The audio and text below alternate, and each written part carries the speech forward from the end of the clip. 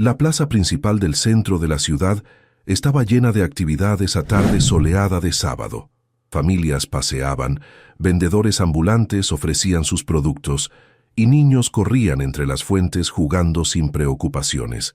En medio de ese escenario ordinario, una imagen llamaba la atención de quienes pasaban: una niña de aproximadamente 7 años, completamente sucia, con el cabello enmarañado y manchas de tierra en la cara y brazos, sentada sola en el borde de una fuente. Su aspecto era claramente el de alguien en situación de calle, sin hogar ni cuidado familiar visible, pero había algo extraordinariamente incongruente en esa escena. Alrededor de su cuello delgado brillaba un collar de oro, claramente valioso y fuera de lugar en una niña en esas condiciones. El contraste era impactante y desconcertante. Alejandro Salazar, un empresario millonario de 50 años, caminaba por la plaza junto a su esposa Daniela, de 40 años, cuando sus ojos se fijaron en la niña, más específicamente en el collar que llevaba puesto. Su rostro cambió instantáneamente de expresión relajada a shock absoluto, como si hubiera visto un fantasma del pasado materializarse frente a él. Alejandro se detuvo abruptamente, causando que Daniela casi chocara contra él. «¿Qué pasa?», preguntó ella confundida por la reacción de su esposo, pero Alejandro no respondió. Sus ojos estaban fijos en la niña, específicamente en ese collar de oro que brillaba contra su piel sucia. Su respiración se había vuelto superficial y rápida. «Alejandro, me estás asustando». «¿Qué sucede?», insistió Daniela, siguiendo su mirada hasta encontrar a la niña. «Ese collar», susurró Alejandro con voz temblorosa apenas audible. «Necesito verlo de cerca. Necesito hablar con esa niña». Comenzó a caminar rápidamente hacia donde estaba sentada la pequeña, con Daniela siguiéndolo confundida pero preocupada. La niña los vio acercarse con ojos grandes y cautelosos, el instinto natural de desconfianza de quien ha aprendido que el mundo no siempre es seguro. Se preparó para huir si era necesario, sus piernas tensas, listas para correr. Pero había algo en la expresión de Alejandro, algo más allá de curiosidad, que la hizo quedarse. Era una expresión de dolor profundo y reconocimiento imposible que incluso una niña de 7 años podía percibir. Alejandro se arrodilló lentamente a cierta distancia de la niña, sin acercarse demasiado para no asustarla. «Hola, pequeña», dijo con voz suave intentando sonar tranquilizador, a pesar de que sus manos temblaban visiblemente. «No tengas miedo, no vamos a hacerte daño». La niña lo observaba con expresión incierta, sus ojos moviéndose entre Alejandro y Daniela. «¿Cómo te llamas?», preguntó Daniela con voz maternal, acercándose también pero manteniendo distancia respetuosa. La niña dudó antes de responder con voz pequeña y rasposa. «Lucía». Alejandro sintió como si le hubieran golpeado el pecho. Cerró los ojos brevemente, tratando de controlar sus emociones. «Lucía, ese es un nombre muy bonito», logró decir. «Lucía, ese collar que llevas puesto es muy hermoso. ¿Puedo preguntarte algo?». La niña instintivamente llevó su mano al collar, tocándolo con gesto protector. Era claramente algo que valoraba enormemente. «¿De dónde sacaste ese collar?», preguntó Alejandro, su voz cargada con una emoción que no podía ocultar completamente. «Si esta escena te está intrigando, déjanos un comentario diciéndonos desde dónde nos estás viendo y dale like al video». Lucía miró el collar en su mano, luego de vuelta a Alejandro con expresión cautelosa. «Me lo dio mi mamá antes de irse», respondió con voz pequeña.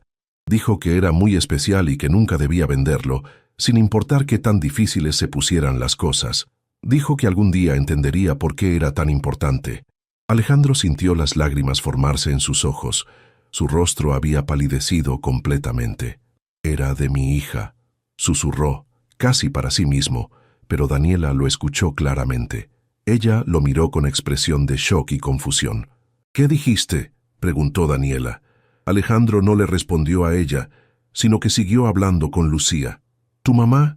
¿Cómo se llama tu mamá?». Su voz temblaba tanto que apenas podía formar las palabras.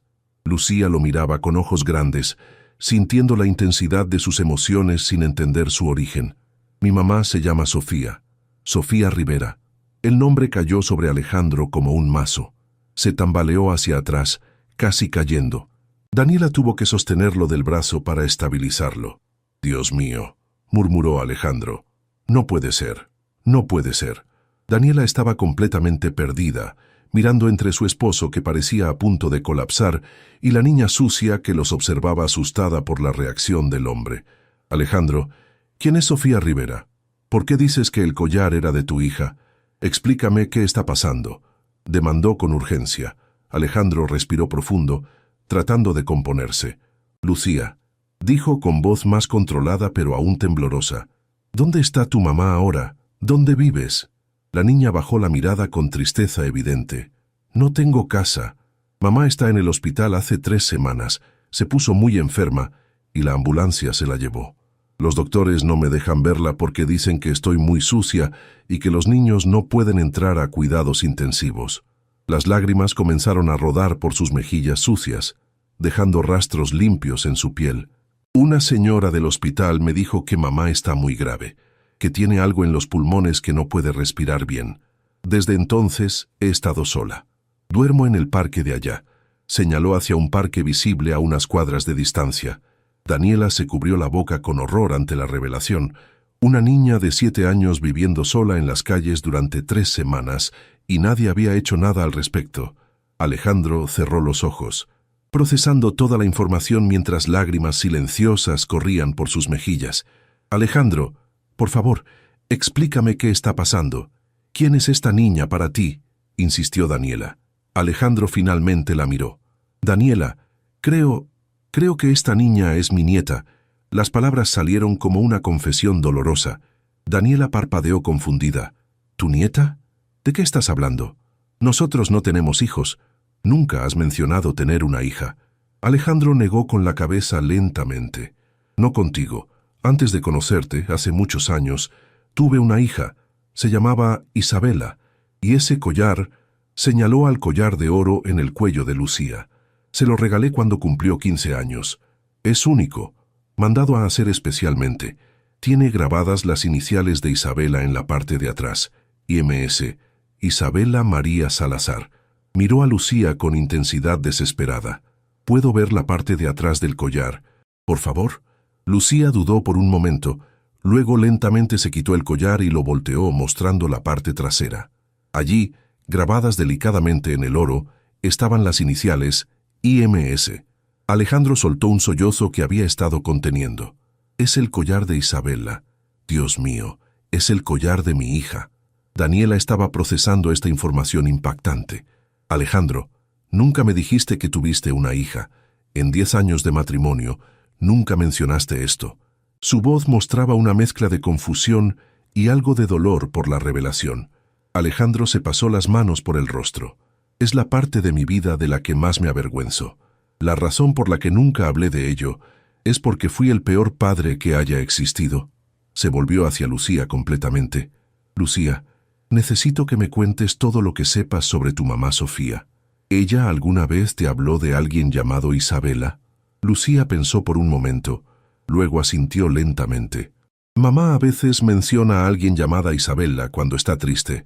Dice que era su mejor amiga hace mucho tiempo, pero que algo malo pasó y no se vieron más nunca». Alejandro asintió, las piezas del rompecabezas comenzando a encajar dolorosamente. «¿Tu mamá te dijo qué pasó con Isabela?». Lucía negó con la cabeza. «No mucho, solo que un día Isabela se fue y nunca regresó. Mamá lloraba cuando hablaba de ella. Dijo que perdió a su mejor amiga por culpa de gente mala». Alejandro cerró los ojos con dolor profundo. «Lucía, ¿tu mamá alguna vez mencionó al padre de Isabela? ¿Habló de mí?». La niña lo miró confundida. «¿Usted conocía a Isabela?». Alejandro asintió lentamente. «Yo era su padre. Isabela era mi hija. Y creo que sé exactamente qué le pasó y por qué tu mamá tiene ese collar». Se volvió hacia Daniela. «Necesito contarte una historia que he guardado durante 16 años. Una historia de la que me avergüenzo profundamente». Daniela se sentó en el borde de la fuente junto a Lucía, lista para escuchar. «Está bien. Cuéntame». Alejandro respiró profundo, preparándose para revelar el secreto más oscuro de su pasado. Suscríbete al canal Rutas Fascinantes para descubrir la verdad devastadora que ha ocultado durante años. Hace 18 años, Antes de hacerme millonario, estaba casado con una mujer llamada Patricia, comenzó Alejandro. Teníamos una hija, Isabela. Era nuestra única hija y la luz de mi vida. Cuando Isabela tenía 14 años, conoció a Sofía en la escuela. Se hicieron mejores amigas inseparables. Sofía venía de una familia muy pobre, pero era una niña dulce, inteligente y buena influencia para Isabela. Hizo una pausa, el dolor evidente en su rostro. Cuando Isabela cumplió 15 años, le regalé ese collar de oro. Era para celebrar sus 15 años y simbolizar cuánto la amaba. Isabela lo usaba todos los días sin falta. Sofía siempre admiraba ese collar y decía que era el objeto más bonito que había visto. Alejandro miró a Lucía con tristeza. Lo que no sabía en ese momento era que mi esposa Patricia odiaba secretamente a Sofía. Pensaba que era una mala influencia, que solo era amiga de Isabela por nuestro dinero. Patricia era clasista y despreciaba a las personas pobres. Yo era más tolerante, pero débil. No defendía a Sofía cuando debía hacerlo. Cuando Isabela tenía 16 años, sucedió algo terrible, continuó Alejandro, su voz quebrándose. Isabela y Sofía fueron invitadas a una fiesta. Yo le di permiso a Isabela para ir, pero Patricia estaba fuera de la ciudad ese fin de semana. Las chicas fueron a la fiesta y hubo un accidente automovilístico en el camino de regreso. El conductor que las llevaba había estado bebiendo. El auto chocó contra un árbol. Cerró los ojos, reviviendo el horror. Sofía sobrevivió con heridas menores, pero Isabela murió en el impacto. Tenía 16 años. Daniela se cubrió la boca con horror. Lucía escuchaba sin entender completamente, pero sintiendo el dolor en las palabras del hombre. Cuando Patricia regresó y descubrió lo que había pasado, enloqueció de dolor, y en su dolor necesitaba culpar a alguien. Culpó a Sofía. Decía que Sofía había convencido a Isabela de ir a esa fiesta, que Sofía debió haber sido quien muriera en lugar de Isabela. Decía cosas horribles, crueles, que Sofía no merecía vivir cuando nuestra hija había muerto. Las lágrimas corrían libremente por el rostro de Alejandro ahora. Patricia fue al hospital donde Sofía estaba recuperándose de sus heridas y la confrontó violentamente. Relató Alejandro con voz llena de remordimiento. Le gritó frente a todos que era su culpa, que había matado a Isabela, que debería estar muerta ella en lugar de nuestra hija.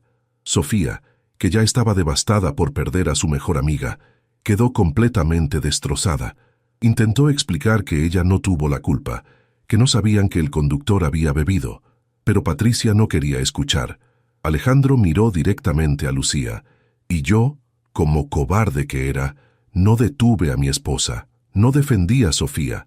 Estaba tan consumido por mi propio dolor que dejé que Patricia destruyera a esa pobre niña que ya había perdido a su mejor amiga. Su voz se quebró completamente. Después del funeral de Isabela, Patricia demandó a la familia de Sofía. No teníamos caso legal real, pero teníamos dinero para abogados caros. Acosamos a esa familia pobre hasta arruinarlos completamente. Los demandamos por todo lo que tenían. La familia de Sofía perdió su casa, sus ahorros, todo. El padre de Sofía tuvo un ataque cardíaco por el estrés y murió 6 meses después.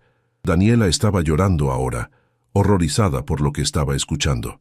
Alejandro, ¿cómo pudiste hacer eso? ¿Cómo pudiste destruir a una familia inocente? Alejandro negó con la cabeza miserablemente. No tengo excusa. Estaba loco de dolor por la muerte de Isabela y dejé que mi esposa dictara mis acciones. Sabía que estaba mal, pero no tuve el valor de detenerlo. Sofía, que entonces tenía 17 años, tuvo que dejar la escuela para trabajar y mantener a su madre que había quedado destrozada. La última vez que la vi fue en la corte durante el juicio. Me miró con tanto dolor y traición en los ojos. Hizo una pausa, secándose las lágrimas. Antes de salir de la corte ese día, Sofía se me acercó. Me dio algo envuelto en un pañuelo. Dijo, esto era de Isabela. Se lo presté el día del accidente, porque a mí me quedaba grande y ella quería usarlo en la fiesta. Devuélvaselo. Yo no merezco tenerlo después de lo que ustedes dicen que hice. Alejandro miró el collar en las manos de Lucía. Era ese collar, el collar de oro que le había regalado a Isabela. Después de eso, Sofía desapareció, continuó Alejandro. Escuché que se había mudado a otra ciudad con su madre para empezar de nuevo. Lejos de nosotros y de los recuerdos dolorosos. Nunca volví a saber de ella. Mi matrimonio con Patricia se desintegró después de la muerte de Isabella. El dolor nos consumió a ambos y nos divorciamos 3 años después. Cada uno lidió con la pérdida a su manera. Patricia se mudó al extranjero y cortamos todo contacto. Yo me sumergí en los negocios, construyendo mi empresa hasta convertirme en millonario. Miró a Daniela. Cuando te conocí hace 10 años, ya era un hombre exitoso pero vacío. Nunca te conté sobre Isabella porque era demasiado doloroso, y nunca te conté sobre Sofía porque me avergonzaba profundamente de lo que le habíamos hecho. Se volvió hacia Lucía completamente. Y ahora descubro que Sofía no solo sobrevivió todo lo que le hicimos pasar, sino que tuvo una hija hermosa que lleva el collar que alguna vez perteneció a mi Isabella. ¿Sabes qué significa eso? Lucía negó con la cabeza tímidamente. Significa que tu mamá guardó ese collar durante todos estos años, a pesar de todo el dolor que le causamos, explicó Alejandro. A pesar de que la acusamos de matar a su mejor amiga, de que destruimos a su familia, de que la obligamos a dejar su vida atrás. Aún así conservó el collar de Isabella, y luego te lo dio a ti, su hija, diciéndote que era especial. Las lágrimas corrían por las mejillas de Alejandro. Tu mamá es una mujer extraordinaria, Lucía, y yo fui un monstruo hacia ella. Ahora está en el hospital muriendo, y tú has estado sola en las calles durante 3 semanas sin que nadie te ayude. Se puso de pie con determinación renovada. Eso termina ahora. Lucía, ¿en qué hospital está tu mamá? Lucía respondió tímidamente. Hospital General San Antonio. Está en el piso 5, cuidados intensivos. Alejandro tomó su teléfono inmediatamente. Daniela, llama a nuestro chofer. Necesitamos ir a ese hospital inmediatamente. Daniela asintió, aún procesando toda la información pero comprendiendo la urgencia. Se levantó y comenzó a hacer llamadas mientras Alejandro se arrodillaba nuevamente frente a Lucía. Lucía, vamos a ir a ver a tu mamá ahora mismo, dijo Alejandro firmemente, y vamos a asegurarnos de que reciba la mejor atención médica posible. Te lo prometo. Lucía lo miraba con esperanza cautelosa. ¿De verdad? ¿Pueden hacer que mamá se ponga mejor?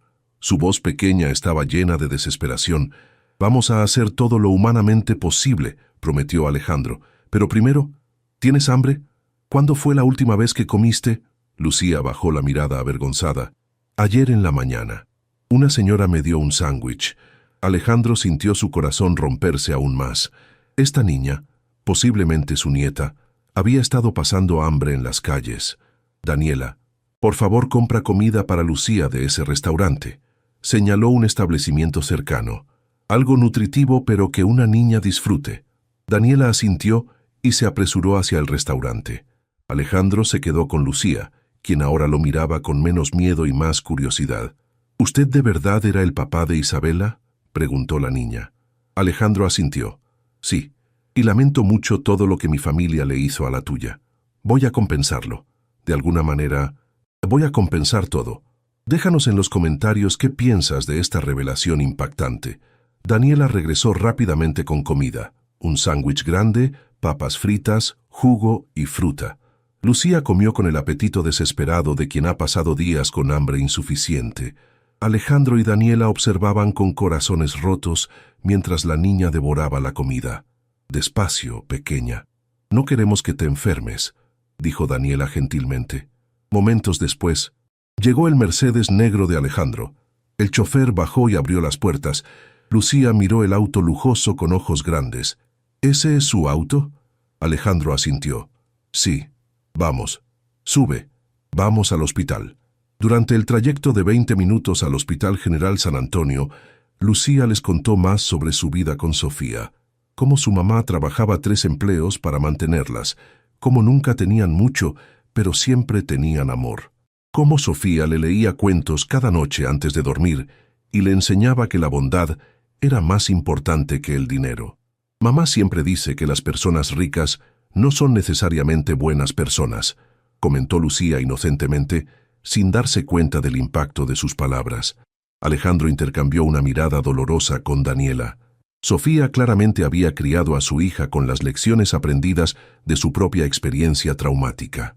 Llegaron al Hospital General San Antonio, un establecimiento público claramente sobrecargado y con recursos limitados. Alejandro entró con Lucía de la mano y Daniela siguiéndolos. En el mostrador de información, Alejandro preguntó por Sofía Rivera. La recepcionista revisó su computadora. Sofía Rivera está en cuidados intensivos, piso 5, solo familia inmediata puede visitarla. Alejandro asintió. Esta es su hija, necesita ver a su madre. La recepcionista miró a Lucía con compasión, pero negó con la cabeza. Lo siento, pero los niños menores de 12 años no están permitidos en cuidados intensivos. Son las reglas del hospital. Lucía comenzó a llorar. Pero necesito ver a mi mamá. No la he visto en 3 semanas. La recepcionista parecía genuinamente apenada, pero mantuvo su postura. Lo lamento, son políticas de salud. Alejandro intervino con la autoridad de alguien acostumbrado a que sus palabras tengan peso. ¿Quién es el director de este hospital? Necesito hablar con él inmediatamente. La recepcionista parpadeó ante su tono. El director es el doctor Méndez, pero está en reuniones y no puede... Llámelo, ahora, ordenó Alejandro firmemente. Dígale que Alejandro Salazar necesita hablar con él urgentemente. El nombre claramente significó algo para la recepcionista. Alejandro Salazar era conocido en círculos empresariales y filantrópicos. Hizo una llamada rápida y, sorprendentemente, 5 minutos después, apareció un hombre de unos 60 años con bata médica. Señor Salazar, soy el doctor Méndez, director de este hospital. ¿En qué puedo ayudarlo? Su tono era respetuoso, pero curioso. Alejandro fue directo. Doctor Méndez, necesito información sobre una paciente llamada Sofía Rivera. Está en cuidados intensivos desde hace 3 semanas. ¿Puede decirme cuál es su condición? El doctor dudó. Señor Salazar, no puedo dar información médica a personas que no son familia inmediata. Es contra las regulaciones de privacidad. Alejandro señaló a Lucía. Esta es Lucía, la hija de Sofía.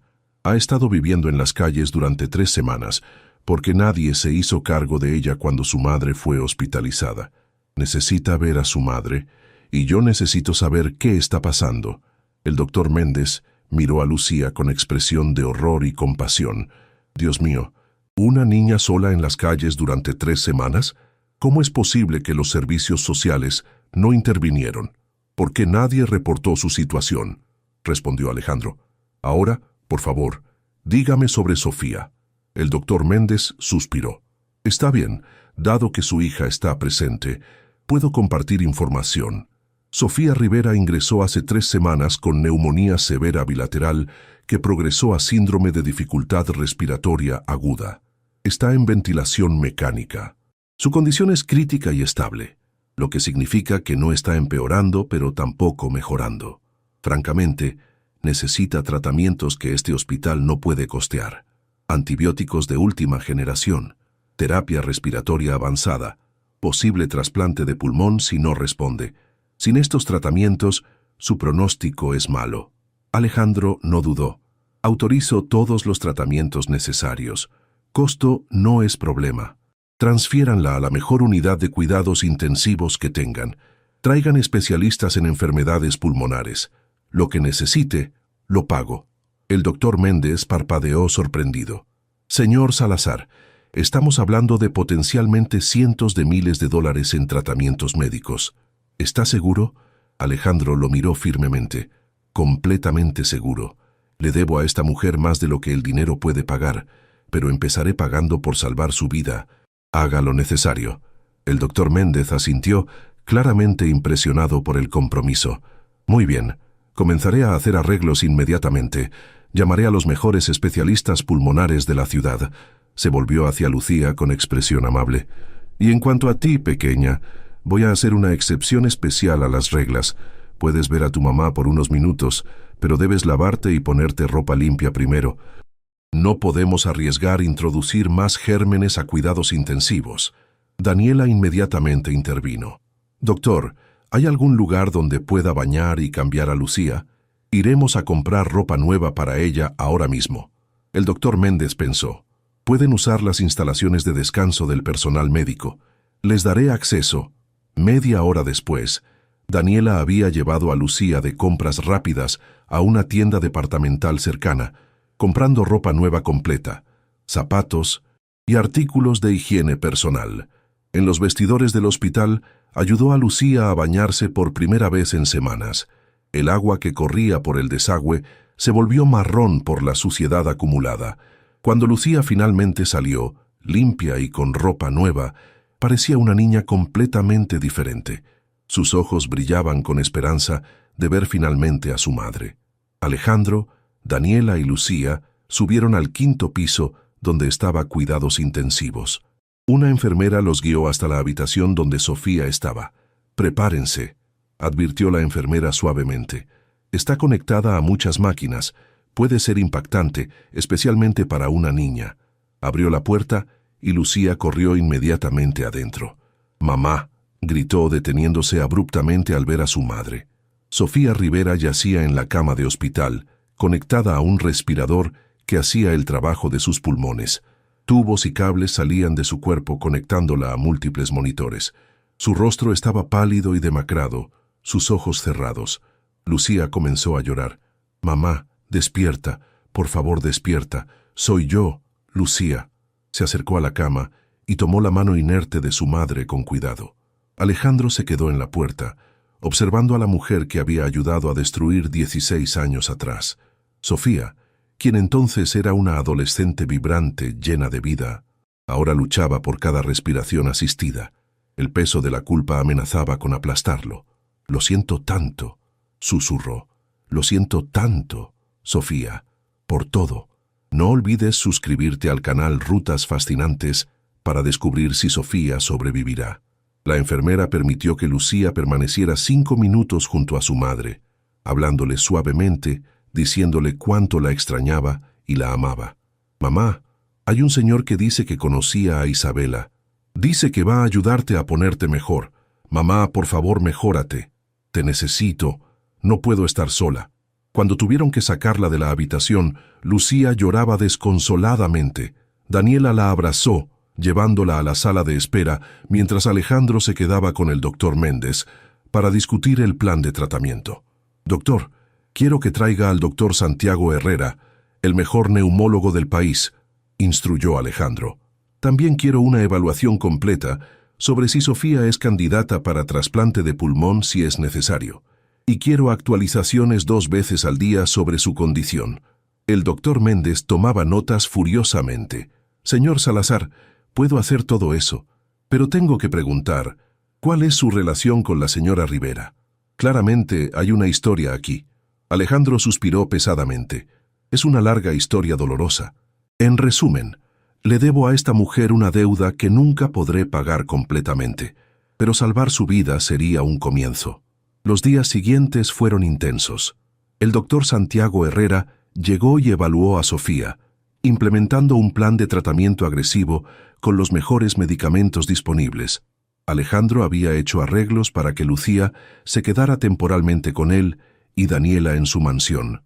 La niña tenía su propia habitación, ropa nueva, juguetes y, por primera vez en su vida, estabilidad material. Pero nada de eso importaba comparado con tener a su madre de vuelta. Cada día, Alejandro llevaba a Lucía al hospital para visitas breves con Sofía. Durante una de esas visitas, una semana después de que comenzara el nuevo tratamiento, sucedió algo milagroso. Sofía abrió los ojos. La enfermera inmediatamente llamó al doctor, quien corrió a la habitación. Sofía estaba confundida, desorientada por el tubo en su garganta, pero sus ojos estaban abiertos y conscientes. «Sofía, si puedes escucharme, parpadea 2 veces», instruyó el doctor Herrera. Sofía parpadeó 2 veces. Lucía, quien estaba en la sala de espera con Daniela, fue inmediatamente traída. Cuando vio a su madre con los ojos abiertos, gritó de alegría. «¡Mamá! Mamá despertó». Pasaron varios días más antes de que Sofía estuviera lo suficientemente estable para que le retiraran el tubo de respiración. Cuando finalmente pudo hablar, su primera palabra fue «Lucía».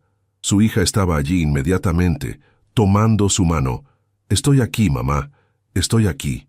Sofía lloraba débilmente, apretando la mano de su hija. Pensé que te había perdido. Lucía negó vigorosamente con la cabeza. No, mamá. Un señor me encontró y me ayudó. Me trajo aquí para verte. Sofía frunció el ceño confundida. ¿Qué señor? Fue entonces cuando Alejandro entró a la habitación. Sofía lo vio y su expresión cambió instantáneamente de confusión a shock absoluto a horror. Tú, susurró con voz ronca, todavía afectada por el tubo que había estado en su garganta. Alejandro Salazar. Sus ojos se llenaron de lágrimas, pero no de gratitud, de miedo y dolor. ¿Qué quieres? Viniste a terminar lo que empezaste hace 16 años. ¿No fue suficiente destruir mi familia entonces? Su voz era débil, pero llena de amargura justificada. Alejandro sintió cada palabra como un puñal merecido en su corazón. Sofía, vine a disculparme, comenzó Alejandro con voz quebrada, y a compensar, aunque sé que nada puede realmente compensar lo que mi familia te hizo. Sofía lo miraba con desconfianza profunda. Tu hija llevaba el collar de Isabella, continuó Alejandro. El collar que te di ese día en la corte, el collar que mi hija usaba el día del accidente. Lo conservaste durante todos estos años. Sofía cerró los ojos, lágrimas rodando por sus mejillas. Era lo único que me quedaba de mi mejor amiga. Isabella era como mi hermana. Su muerte me destruyó, y luego tú y tu esposa me culparon. Me destruyeron completamente. Perdí todo. Abrió los ojos, mirándolo con dolor. Mi padre murió por el estrés de tu demanda. Mi madre nunca se recuperó. Tuve que dejar la escuela, trabajar empleos horribles para sobrevivir. Cuando quedé embarazada de Lucía, estaba sola, aterrorizada, sin recursos. Pero saqué adelante a mi hija porque Isabella me hubiera querido que fuera fuerte. Le di a Lucía el collar porque es un recordatorio de que incluso en la oscuridad hubo luz. Isabella fue mi luz antes de que ustedes me la arrebataran y me sumieran en oscuridad total. Su voz se quebró en sollozos débiles. Lucía, sin entender completamente, pero sintiendo el dolor de su madre, la abrazaba llorando también. Alejandro se arrodilló junto a la cama, lágrimas corriendo por su rostro. Sofía, fui un cobarde y un monstruo. No hay excusa para lo que hice. Isabella estaría avergonzada de mí por cómo te traté. Tú eras su mejor amiga, y yo te culpé por un accidente que no fue tu culpa. Pasé 16 años construyendo un imperio, pero siendo un hombre vacío porque sabía lo que había hecho mal. Tomó una respiración profunda. No puedo devolver a tu padre ni darte tu juventud perdida, pero puedo asegurarme de que tú y Lucía nunca vuelvan a sufrir por falta de recursos. Todos tus gastos médicos están cubiertos, y cuando salgas de aquí tendrás una casa, estabilidad, un fondo fiduciario para la educación de Lucía. No tienes que aceptar mi amistad o mi presencia en sus vidas, pero por favor acepta este intento de reparación. Es lo mínimo que puedo hacer. Sofía lo miraba, procesando sus palabras. Finalmente habló con voz débil pero firme. No quiero tu dinero por culpa. Lo aceptaré por Lucía, porque mi hija merece oportunidades, pero tú tendrás que ganarte cualquier perdón que pueda darte. Va a tomar mucho más que dinero. Alejandro asintió, aceptando sus términos. Lo entiendo. Y pasaré el resto de mi vida demostrándote que he cambiado, que he aprendido. Miró a Lucía, quien miraba entre ambos confundida pero esperanzada. Y si me permites, me gustaría conocer a tu hija, porque ella lleva el collar de mi Isabella, y creo que eso significa algo, que de alguna forma retorcida, Isabella nos reunió después de todos estos años, no para que yo me sintiera mejor, sino para que finalmente hiciera lo correcto. La recuperación de Sofía fue larga pero exitosa. Los mejores tratamientos que el dinero de Alejandro pudo comprar funcionaron. 3 meses después, salió del hospital completamente recuperada. Alejandro cumplió su promesa. Compró una casa hermosa para Sofía y Lucía. Estableció un fondo fiduciario para la educación de la niña y ofreció a Sofía un puesto administrativo bien pagado en su empresa, que ella aceptó después de mucha consideración. Lentamente, muy lentamente, Sofía comenzó a perdonar, no porque Alejandro lo mereciera, sino porque Isabella hubiera querido que lo hiciera, y porque Lucía había desarrollado afecto por el hombre que la había salvado cuando estaba sola y asustada en la plaza. Un año después del encuentro en la plaza, en el aniversario de la muerte de Isabela, Alejandro, Daniela, Sofía y Lucía visitaron juntos la tumba.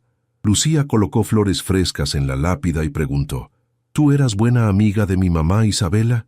Alejandro sonrió con lágrimas en los ojos. Sí, pequeña. Era la mejor amiga que tu mamá tuvo, y estoy seguro de que desde donde está feliz de ver que finalmente hicimos las paces. Sofía tocó el collar de oro que ahora Lucía usaba permanentemente. Isabela nos reunió a todos, dijo suavemente. Incluso después de muerta, sigue siendo nuestra luz. Y mientras el sol se ponía sobre el cementerio, 4 personas conectadas por tragedia, culpa, perdón y redención, permanecieron juntas. El collar de oro brillaba contra el pecho de Lucía, símbolo de una amistad que trascendió la muerte y finalmente trajo sanación a todos los que había tocado. La pregunta de Alejandro aquel día en la plaza, ¿de dónde sacaste ese collar?, había desencadenado una serie de eventos que cambió todas sus vidas. A veces las respuestas a nuestras preguntas nos destruyen, pero a veces, si tenemos el valor de enfrentar nuestros errores pasados, esas mismas respuestas pueden salvarnos. El collar de Isabela había cumplido su verdadero propósito, no como joya valiosa, sino como puente entre pasado y presente, entre culpa y redención, entre pérdida y sanación, y en las manos de una niña de 7 años que lo usaba con orgullo, se convirtió en símbolo de que incluso de las tragedias más oscuras pueden hacer algo hermoso: perdón, familia y una segunda oportunidad de hacer las cosas bien.